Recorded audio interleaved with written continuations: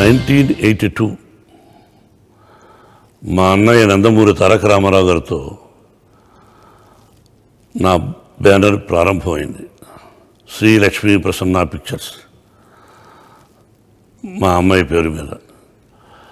మద్రాసులో విజయ గార్డెన్స్లో ఉదయం 6:45 మా అన్నయ్య బుబ్బిలిపిలి గెటప్లో వచ్చి ఫస్ట్ కొబ్బరికాయ కొట్టారు.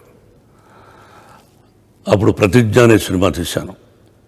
ఆ విధంగా ప్రారంభమైన సినిమా నా బ్యానరు 1995 వరకు ఎన్నో చిత్రాలు తీశాం.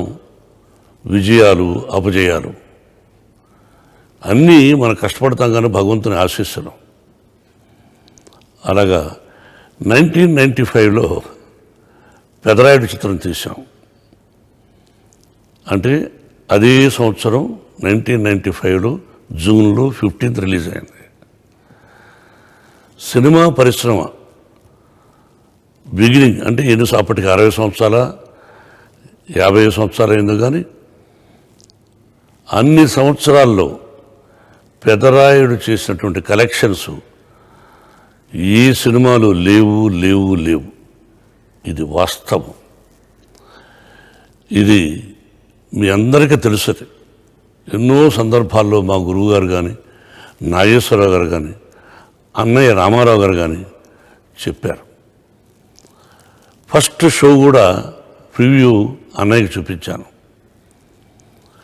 అద్భుతం బ్రదర్, ఇది గొప్ప విజయాన్ని సాధిస్తుంది అని చెప్పారు. ఇదంతా దైవాధనమే. మరి ఆ సినిమా రైట్స్ అంటే వేరే తమిళ పిక్చర్ నాటామై అనే సినిమా తమిళ్లో ఘన విజయాన్ని సాధించింది. దాన్ని రజనీకాంత్ చూసి నాకు ఒకసారి ఫోన్ చేశాడు. ఏరా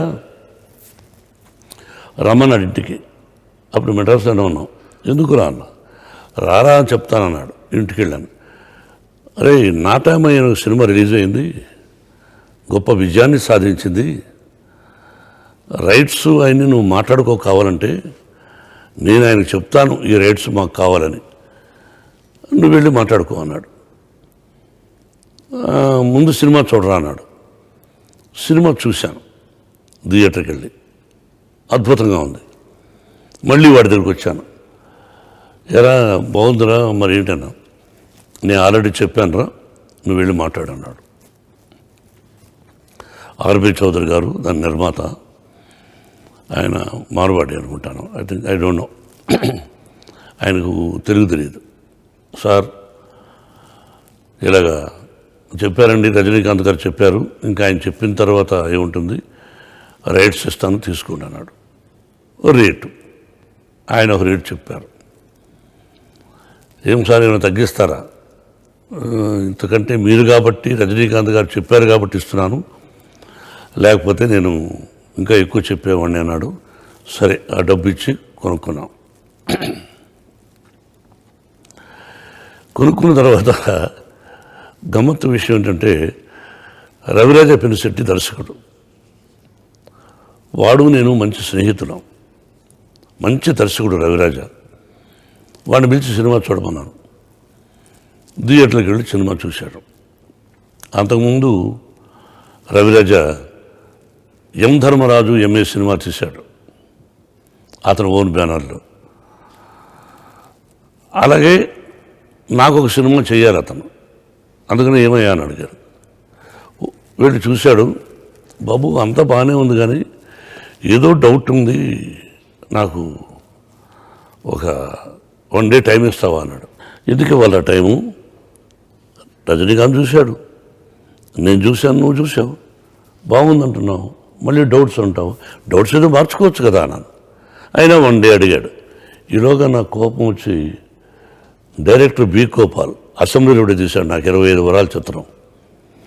గోపాల్కి ఫోన్ చేశాను, వచ్చాడు. ఏం గోపాల్, ఇలా పలానా చిత్రం రైట్స్ కొన్నాను, నువ్వు చెయ్యాలి. రవిరాజాని అడిగాను, వాడికి ఏదో డౌట్ చెప్పాడు, మరి నీ సంగతి ఏంటన్నాను. సినిమా చూడకుండానే అన్న నాకు ఏదో ఒక సినిమా ఉంది, డేట్స్ కుదరమేమో తప్పించుకున్నాడు. సరే, ఎందుకు తప్పించుకున్నాడో నాకు తెలియదు. నేనేమన్నా డబ్బులు తక్కువగా బేరం ఆడతానని అనుకున్నాడేమో, వెళ్ళిపోయాడు. నెక్స్ట్ డే మళ్ళీ రవిరాజ వచ్చాడు.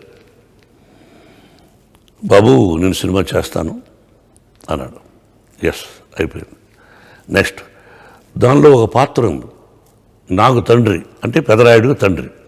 ఇక రజనీకాంత్ దగ్గర పోయాను. ఏరా పెదరాయుడు తండ్రి పాత్ర ఉంది, అది ఎట్లా అనుకుంటున్నాను, అన్నీ సెటప్ అయినాయి, రవిరాజ డైరెక్టరు ఆలోచిస్తున్నారు అన్న.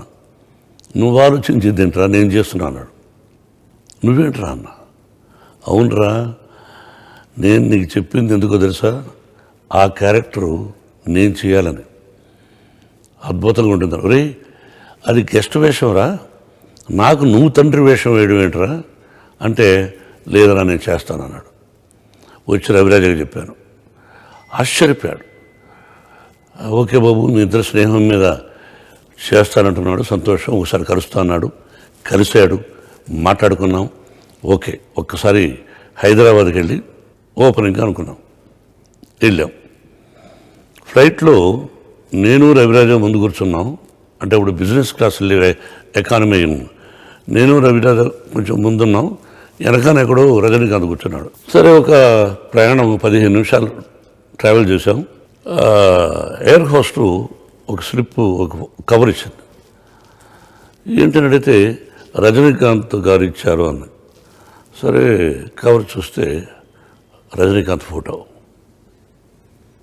వాడు ఈ సినిమాలో చేస్తానని చెప్పి వాడే ఇంట్రెస్ట్ తీసుకొని వాళ్ళ విగ్ మేకర్ని పిలిచి, వాళ్ళ మేకప్ మ్యాన్ పిలిచి, వాళ్ళ డ్రెస్ మేకర్ని పిలిచి గెటప్ వేసి తీసిన ఫోటో చూసి షాక్ అయ్యాను. What a sincerity fellow, hats up to him. అటువంటి స్నేహితుడు నాకు ఉండడం గొప్ప గర్వకారణం. పక్కనే రవిరాజు చూసి, బాబు అద్భుతం, నేను వెళ్ళి థ్యాంక్స్ చెప్పాను. సరే, వెళ్ళి థ్యాంక్స్ చెప్పాడు. నేను కూడా వెళ్ళాను. ఒరే అద్భుతంగా ఉందని అన్నాం. ఇక హైదరాబాద్ దిగిన తర్వాత ఆర్టిస్టులు ఎవరా అనుకొని భానుప్రియ, సౌందర్య, ఇక మిగతా ఆర్టిస్ట్ అందరినీ కన్ఫర్మ్ చేశాం. Next opening. టైటిల్ ఏంట్రా అన్న. పెదరాయుడు పెట్టు అన్నాడు. ఒరే ఎందుకురా, ఈ టైప్లో అంతకుముందు ఇది ఒక సినిమా వచ్చి ఆడలేదు, మళ్ళీ పెదరాయుడు ఏంట్రా అన్న. నువ్వు పెట్టరా, నువ్వు నా మాట వినన్నాడు. పెదరాయుడు టైటిల్. ఓపెనింగ్. మా అన్నయ్య ముఖ్యమంత్రి అప్పుడు. సరే, అన్నయ్య దగ్గరికి పోయి, అన్నయ్య ఇలా అని చెప్పాను. ఆల్ రైట్, వస్తున్నా ఉన్నారు. అది కృష్ణ ఓబ్రాయ్, అంతకుముందు దానికి ఎదురుగా హాలిడే అని ఉండేది. దానిలో ఓపెనింగ్. ఉదయం నాగేశ్వర గారు, రామారావు గారు, టి సుబ్రహ్మణ్యుడు గారు, మా గురువు గారు దాసనారాయణ గారు, ఇంకా ఎంతోమంది అతిరథ మహారథులు, సోదరుడు రాఘవేంద్రరావు అందరూ వచ్చారు. సరే, క్లాప్ కొట్టే క్లాపు. అక్కడ ఏమైందంటే అందరినీ రిసీవ్ చేసుకున్నాం. ఫస్ట్ షాట్లో రజనీకాంత్కి నేను మాల వేయాలి. కెమెరా సైడ్లో పెట్టారు. వాడు నేను ప్రొఫైల్లో ఉన్నాం. నేను వాడికి మాల వేయాలి అంటే తండ్రి కాబట్టి ఇద్దరం గెటప్లో ఉన్నాం. ఫ్లాష్ బ్యాక్ సీన్ అది. నేను గార్లెండ్ వేశాను, ఇంకా షార్ట్ కట్ చెప్పలా. గార్లెండ్ వేశాను, వేసిన సగం వేసుకున్న వెంటనే వాడు తీసిన మెడలో వేసి కాళ్ళకు దండం పెట్టాడు. ఐ హ్యావ్ దట్ ఫోటో, మీరు చూస్తారా. నేను అన్నయ్య క్లాప్. ఏమది మీ అభిమానం, మీ ప్రేమ మీ ఇద్దరికి అన్నాడు. లేదరా, నీ మంచి మనసుకు దండం పెట్టాను రా, ఈ సినిమా గొప్ప విజయాన్ని సాధిస్తుందిరా అని అన్నాడు రజనీకాంత్. అలా ప్రారంభమైన చిత్రం రాజమండ్రిలో తీసాం. ఎక్కువ శాతం రాజమండ్రిలో నేను తీసిన ఈస్ట్ గోదావరి, నేను తీసిన సినిమాలన్నీ కూడా ఎక్కువ సక్సెస్ అండి అక్కడేనండి. ఎటువంటి మనుషులండి వాళ్ళు. వాళ్ళందరికీ చేతులెత్తి నమస్కరించాలి. ఎంత కోఆపరేషన్ కాదు. వాళ్ళ ఇళ్ళలో షూటింగ్ చేస్తున్నామని అడిగామనుకోండి, ఇస్తారు, డబ్బు తీసుకోలేదు. భోజనం ఒక 10 మందికో 20 మందికో అరేంజ్ చేస్తామనేవాళ్ళు. ఒకతనైతే అంతకుముందు ఆయన పేరు గుర్తులేదు, కానీ ఏమండి యూనిట్ అందరికీ భోజనం అరేంజ్ చేస్తాను. ఏమండి వ్యాపారం ఇది, ప్రతిరోజు 100 మందికి 200 మందికి మీరు ఫ్రీగా భోజనం పెట్టండి, మేమే అడుగుతాంలేండి 5-6 మందికి అని చెప్తే ఒక 10 మందికి ప్రతిరోజు భోజనం పెట్టేవాడు. ఏ ఇంటికి వెళ్ళి అడుగు, షూటింగ్ చేసుకోండి. అటువంటి కోఆపరేషన్ చేసినారు ఆ ప్రజలు. జన్మలకు వాళ్ళ రుణం తీర్చుకోలేను. అలా ప్రారంభమై ఆ తర్వాత ఇక సినిమా అయిన తర్వాత రికార్డింగ్లు ఎన్నో చేశాం. ఒక సంఘటన జరిగింది. ఏంటంటే డబ్బు అంతకుముందు సక్సెస్లు తీసిన 1 or 2 ఫెయిల్యూర్ అయినాయి. డబ్బుకు టైట్గా ఉన్నాను. అది ఎలా తెలుసుకున్నాడో రజనీకాంత్, వాడు ట్రైన్లో వచ్చాడు రాజమండ్రికి. వాడు వచ్చాడు కదా, స్నేహితుడు కదా అని నేను వెళ్ళాను. అరే నువ్వెందుకు వచ్చావురా అన్నాడు. అరే స్నేహితుడు తప్పేముందిరా అన్నాను. లేదురా ఎందుకు వచ్చావు, డౌన్ కేకలేశాడు. సరే ఇద్దరు కారులో ఎక్కాం, హోటల్కి వెళ్ళాం. అరే ఇదిగోరా అన్నాడు. ఏమిట్రా అన్న. తీసుకురా ఓపెన్ చేయరా అన్నాడు. ఓపెన్ చేసి చూస్తే 45 lakhs ఉంది. ఇది 1995. ఏంట్రా అన్నా. ఒరే నాకు తెలుసురా నువ్వు టైట్గా ఉన్నావని, సినిమా గొప్ప విజయాన్ని సాధిస్తుందని మళ్ళీ చెప్తున్నాను, సినిమా రిలీజ్ అయినాక ఎవరా అన్నాడు. What a man, what a friend. I love him till today, he loves me. వాడు నేను వాడిని ఇష్టపడతాం.